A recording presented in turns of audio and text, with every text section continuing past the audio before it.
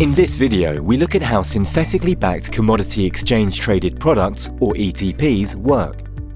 All ETPs, commodity or otherwise, allow investors to gain exposure to an underlying asset or benchmark.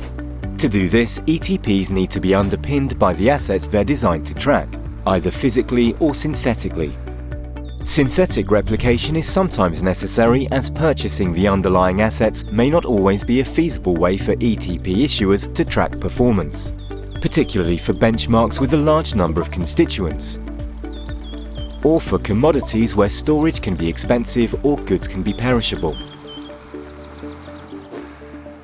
Therefore, ETP issuers typically use derivatives to gain synthetic exposure to commodity underlyings.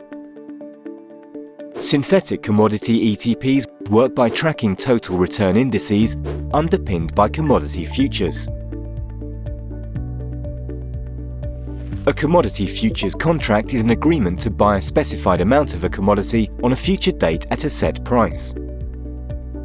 And an ETP's price reflects what's known as a total return exposure to the underlying commodity futures investment, after fees and costs are deducted. This return has three components.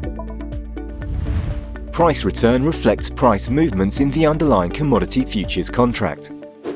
Roll yield is the reduction or increase in return caused by reinvesting or rolling a futures contract that's nearing expiry to a longer dated one.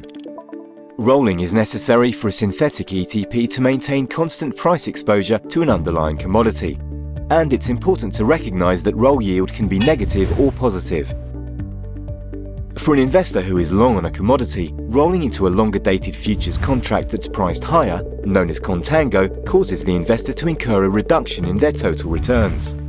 And if the longer dated contract is priced lower, known as backwardation, investors enjoy an increase in total returns.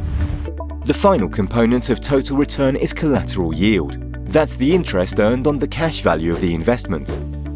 That's why the returns from an ETP can be different from those implied by the spot or front-month futures price.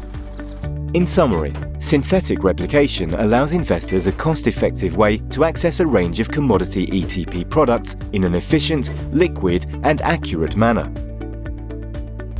If that sounds interesting, visit WisdomTree's website and find out more.